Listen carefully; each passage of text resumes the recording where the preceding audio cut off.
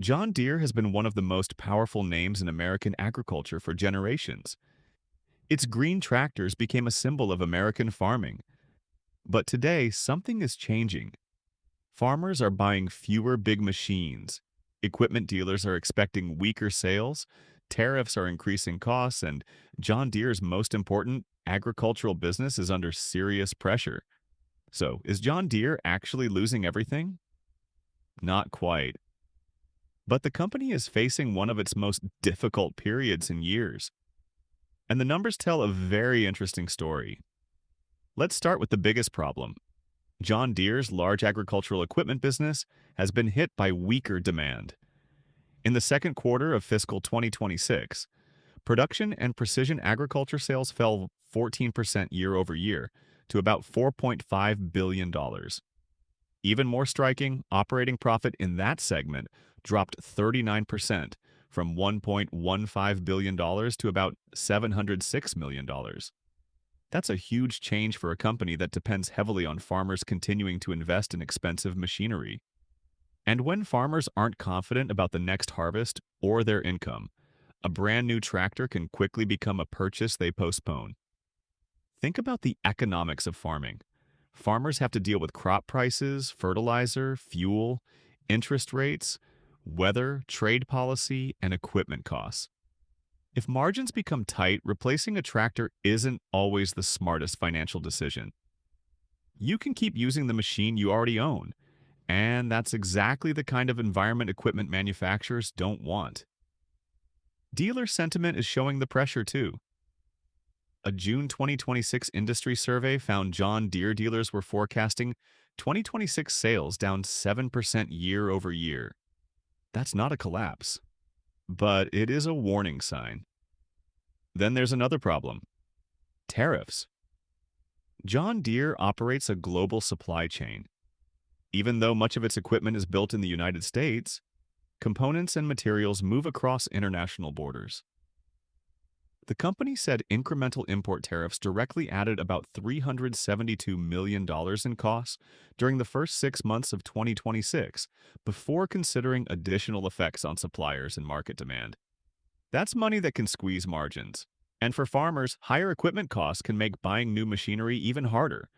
So John Deere is caught in a difficult cycle. Farmers want lower costs. John Deere needs profitable prices, and tariffs can make production more expensive. But here's where the story gets interesting. John Deere isn't simply falling apart.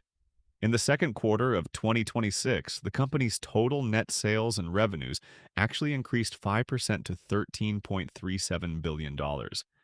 And the company still reported $1.77 billion in net income for the quarter. John Deere also says it believes 2026 could represent the bottom of the current agricultural cycle, and there are areas of the business showing improvement. Construction and smaller agricultural equipment have been performing better than the large agricultural segment. So the real story isn't John Deere is dying. It's John Deere is being forced to adapt. And adaptation could become the company's biggest advantage. John Deere is investing heavily in precision agriculture, automation, artificial intelligence, and autonomous equipment. The goal is simple: make farming more productive with fewer resources. Imagine a tractor that can operate with less human intervention, a machine that knows exactly where to plant, technology that can identify crops, weeds, and soil conditions. That could completely change farming, but there's a catch. All of this technology costs money, and farmers have to decide whether the productivity gains are worth the price. That's why John Deere's future may depend less on simply selling bigger tractors and more on selling technology. There's also another major issue hanging over the company: repairability. For years, farmers and independent mechanics have criticized restrictions around repairing modern John Deere equipment. And in 2026, the FTC and several states reached a settlement with Deere over repair access issues. The proposed settlement would require Deere to provide consumers and independent repair providers access to certain resources under the agreement, although it still requires judicial approval. That could change how farmers maintain their equipment, and it could become an important part of John Deere's relationship with its customers. Is John Deere losing everything? Not exactly, but the old farming formula is under pressure.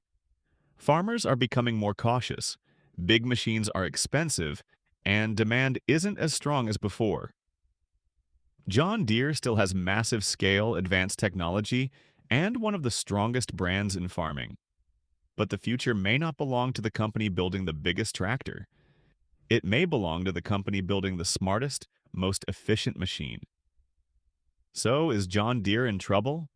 Or is this just a temporary slowdown? What do you think?